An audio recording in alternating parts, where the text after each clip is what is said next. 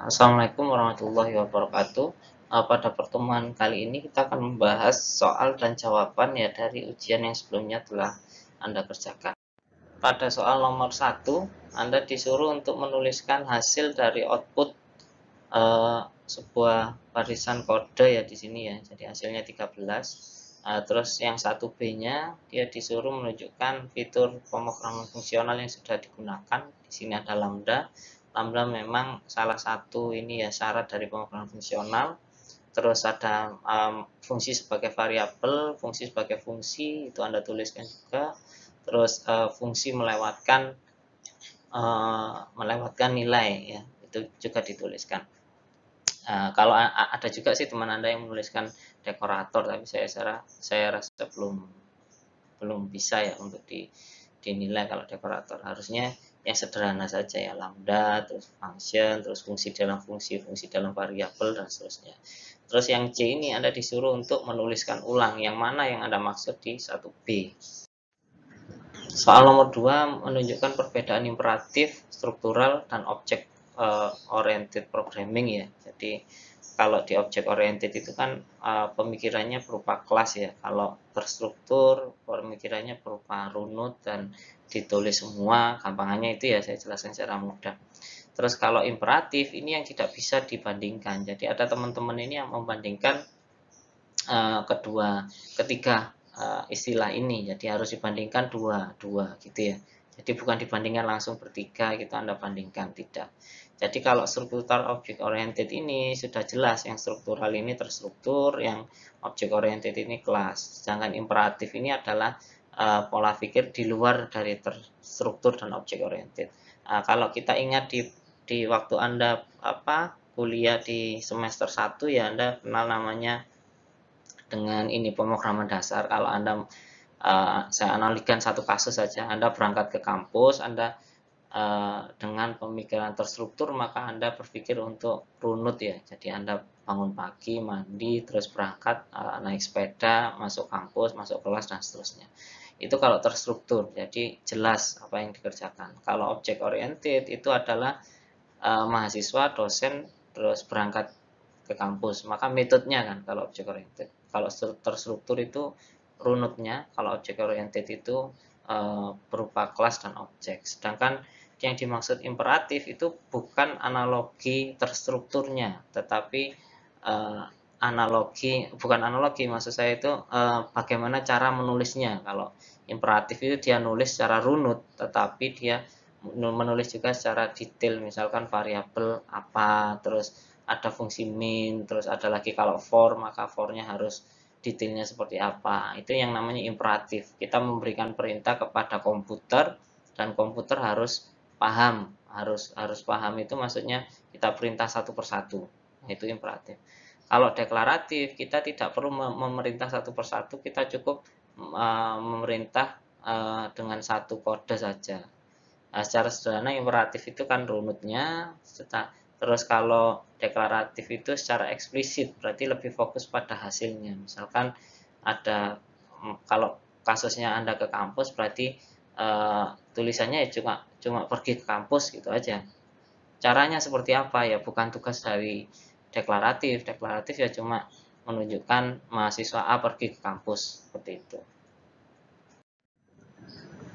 Nah, ini yang saya maksud imperatif deklaratif itu bisa dibandingkan secara langsung ya, karena dia merupakan paradigma dalam bahasa pemrograman. Jadi imperatif menjelaskan apa yang dikerjakan oleh komputer secara runut, deklaratif menyelesaikan masalah menggunakan cara pandang manusia. Jadi lebih ke penyelesaian, bukan ke runutnya itu tadi. Deklaratif menggunakan fitur yang ada dalam pemrograman dan biasanya lebih ke arah fungsional programming. Jadi menggunakan set fungsi. Jadi kalau deklaratif itu membuat fungsi-fungsi kecil, misalnya fungsi berangkat ke kampus ya, terus fungsi mandi, terus fungsi menulis. Jadi fungsi-fungsi kecilnya itu yang kita pandang. Nah, terus karena kita berpikir secara fungsi, maka fungsi itu harus memiliki sifat ya. Kalau di sini, kalau di sebelum UTS kemarin kan ada return, harus ada return. Itu kalau fungsi dipanggil secara berurut.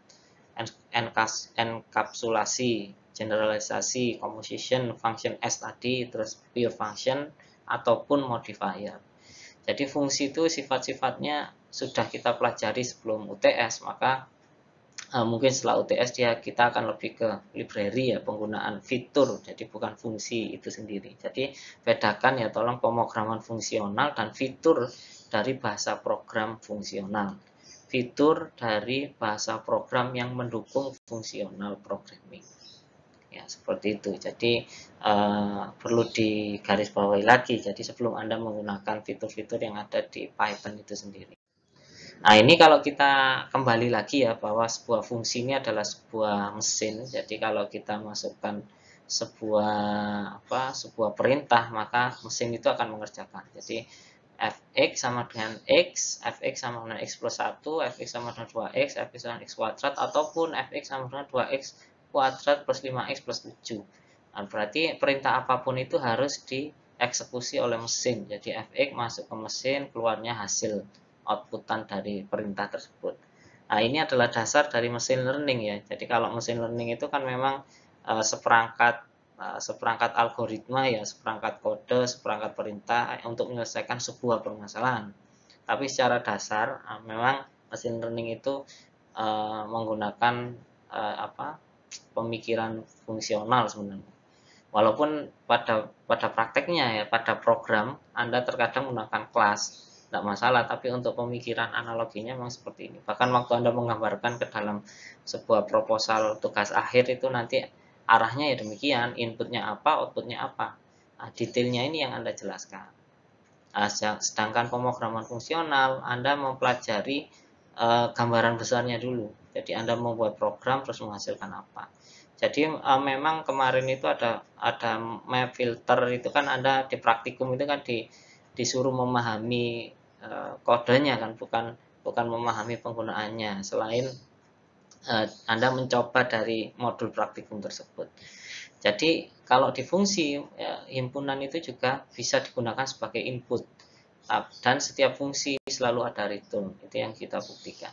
Ini isinya apapun ya outputnya sesuai dengan kode yang kita. Nah, ini bagaimana kalau perintahnya itu sedemikian banyak ya, misalnya fx 2x kuadrat plus gx plus hx, fx h, ax dan seterusnya. Seperti ini bagaimana?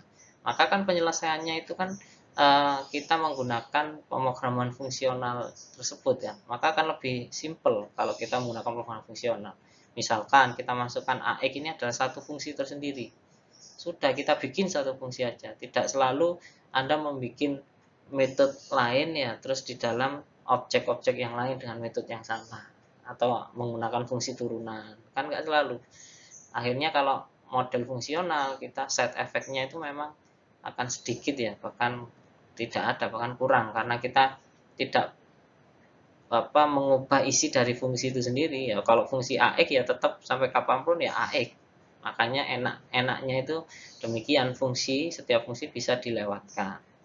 Nah, sama halnya kalau kita buat bikin web itu kan Anda biasanya membedakan header footer kan jadikan fungsi kan. Ada teman-teman yang gitu. Itu sudah ya memang menarik ya. Jadi kalau Anda bikin sendiri. Nah, ini oleh karena itu ada 3 hal utama ya saya ingatkan dalam pemrograman fungsional. Fungsi itu bertujuan untuk menjaga, jadi setiap fungsi itu nilainya akan tetap harusnya. Fungsi adalah sebagai membagi bagian yang lebih kecil, permasalahan besar kita bagi-bagi ke lebih kecil. Yang ketiga, mengurangi efek dari kode. Jadi semakin banyak kode ya semakin sulit untuk menganalisis ini efek dari sebuah paragraf kode gitu maksud saya. Jadi kalau ada set efek biasanya kita ubah variabel x yang sebelumnya kita gunakan, maka dia berimbas pada kode yang lain, sedangkan di pemrograman fungsional itu tidak. Jadi Anda mendefinisikan langsung pun tidak masalah, bahkan kalau di closure ya fungsi yang penyusun closure-nya Anda hapus, dia tetap nyimpan seperti itu. Jadi set efeknya sangat kurang. Pemrograman fungsional itu juga harus bisa dilakukan pada operasi himpunan. Jadi input himpunan itu seperti apa harus bisa dilakukan. Anda bisa menggunakan kemarin map ya, filter itu bisa digunakan, atau Anda gunakan logika yang ada di pemrograman bahasa pemrograman fungsional atau Python. Nah, ini contohnya. Jadi kalau kita bicara himpunan maka ada himpunan A dan B semesta. Kalau yang kemarin kan kita contohkan itu filter atau reduce, itu kan kita tidak menggunakan himpunan semesta. Nah, ini bisa digunakan pada himpunan secara matematika itu. Nah, ini komposisi ya. Jadi fungsi itu bisa dimasukkan ke dalam fungsi lagi dan dimasukkan ke dalam fungsi lagi. Ini sangat bisa ya. Jadi sangat mendukung jika fungsi itu saling dilakukan komposisi.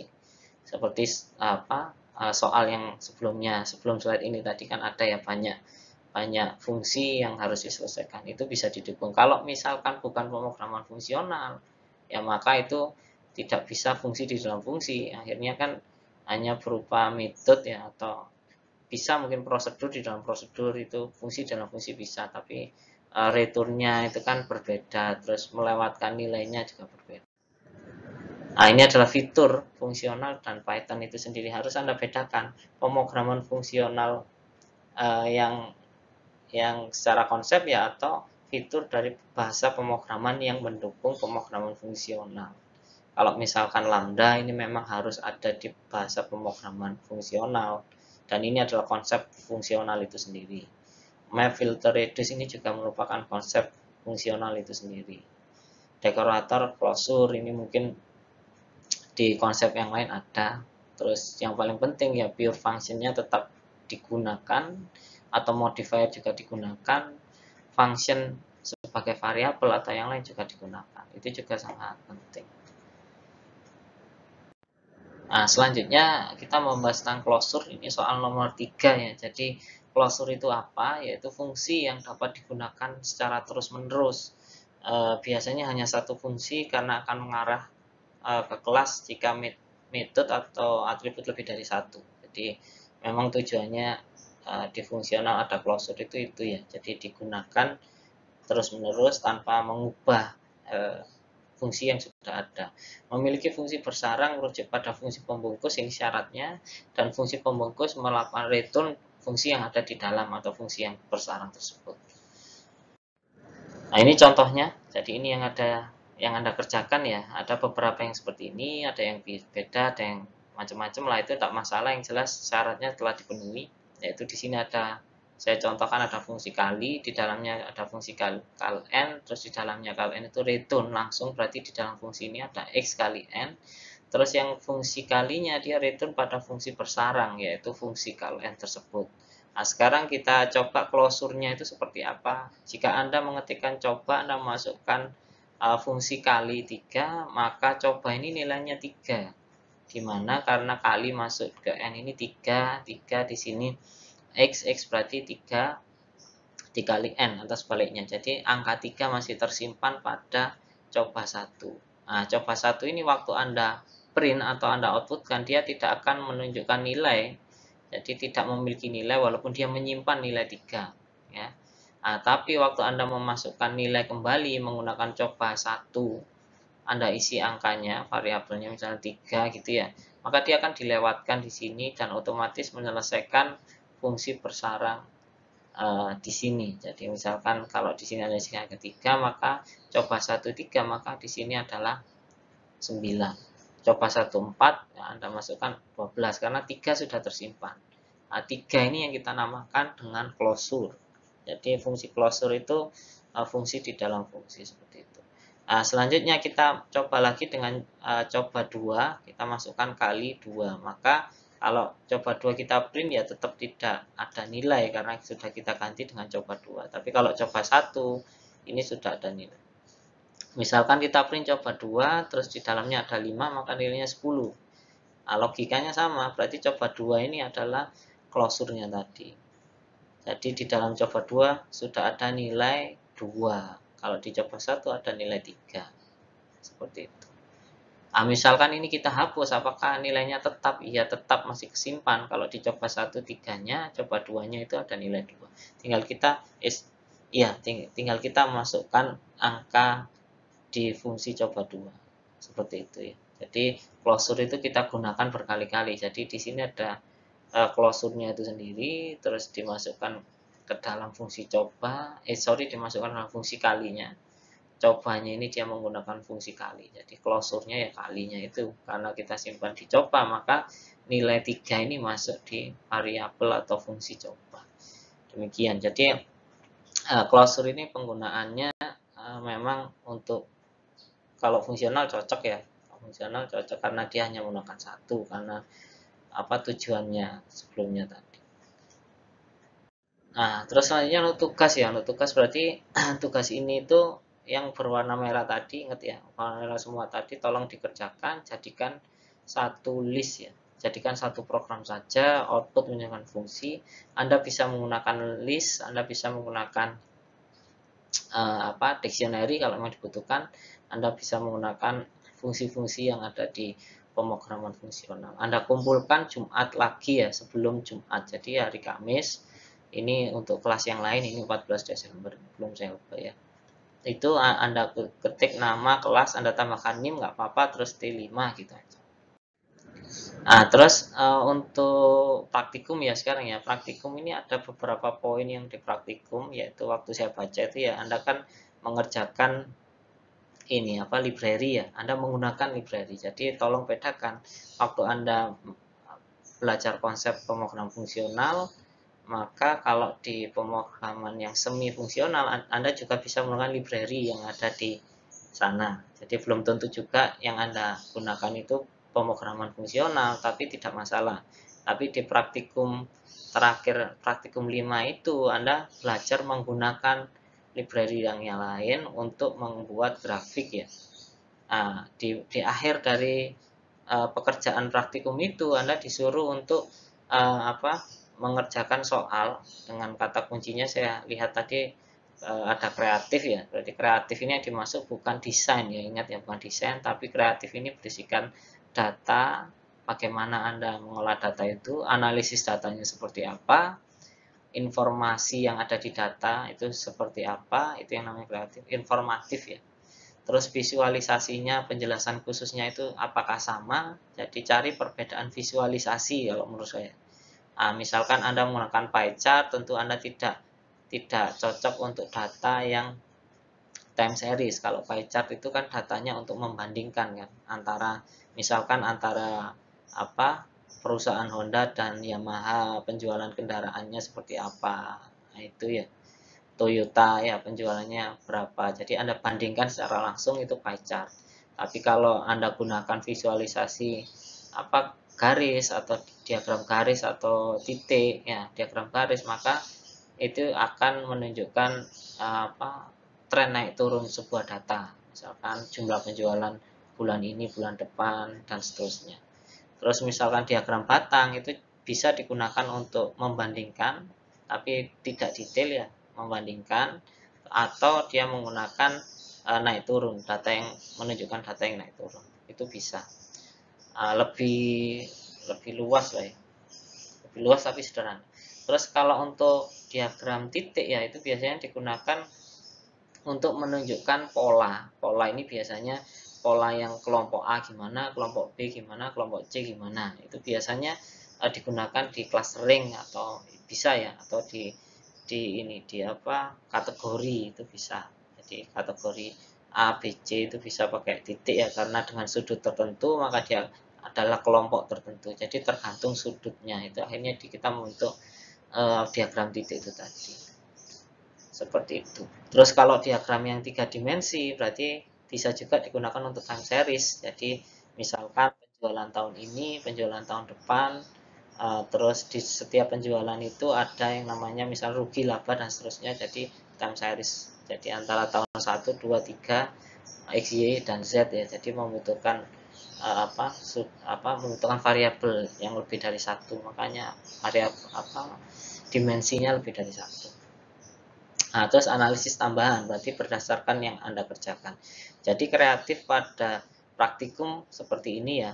Nah, kalau yang di praktikumnya sendiri Anda tinggal mencobanya ya, menggunakan perintah yang di sana, misalkan menggunakan macam-macam. Di sana ada anaconda, terus ada panda kalau nggak salah. Itu Anda gunakan itu.